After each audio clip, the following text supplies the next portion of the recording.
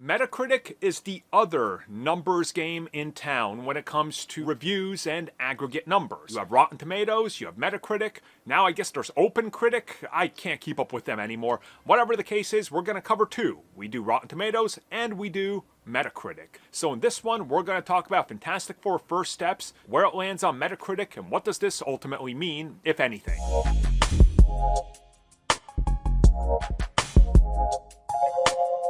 We have already talked about Rotten Tomatoes, which ended up opening in the 80s. When I checked it, it was the mid-80s. Now, I checked it before this, it was the high 80s, so who knows where it's going to end up. Either way, though, it is now time to talk about the alternative. You know what I'm talking about, the AEW to the WWE. It's time to talk about MetaCritic. So what is MetaCritic? Well, it's the alternative. It's not as popular, it's not as big of an industry standard. You're never going to see posters and or trailers on TV or TV spots that highlight the Metacritic score, but it is another alternative aggregate website. They typically convert very differently than Rotten Tomatoes, and their scores end up being lower. Again, each one of these aggregate sites has a different conversion rate, which gives you the ultimate score it ends up with. Metacritic is more in line with a full 100-point scale.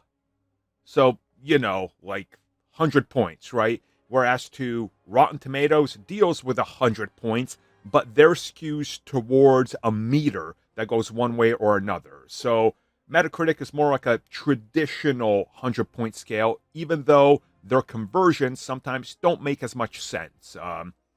That's a whole other ballgame we can get into. Whatever the case is, we've seen and we know that on Metacritic, everything opens up lower than Rotten Tomatoes. It's just how it is.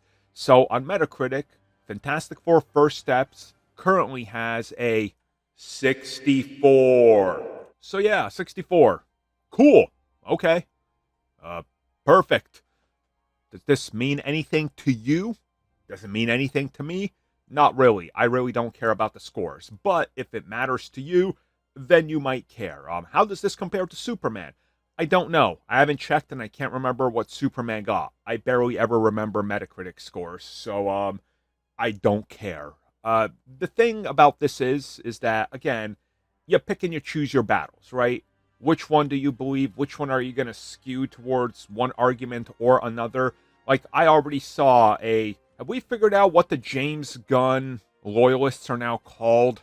Like the ones that literally will not say anything. Like they're like becoming the Snyder equivalent, or the Marvel Studios can't do no wrong, or Venom Sony is perfect type of fan base, Have we figured out their name? Because I already saw one of their groups pop up where they're comparing Rotten Tomatoes of Superman to Metacritic of Fantastic Four to claim victory. Yeah, it's already happening. Already. Unfortunate. But hey, here we are. Look, 64. Cool. Great. Thumbs up. I don't care. Thank you for checking out that video, and thank you for your continued support. Feel free to like, share, subscribe, do whatever you will, and if you're so inclined and would like some additional content from us, which includes unfiltered content and bonus discussions, we do offer it exclusively in our member section. We hope to see you there. So thank you for watching, and have a good one.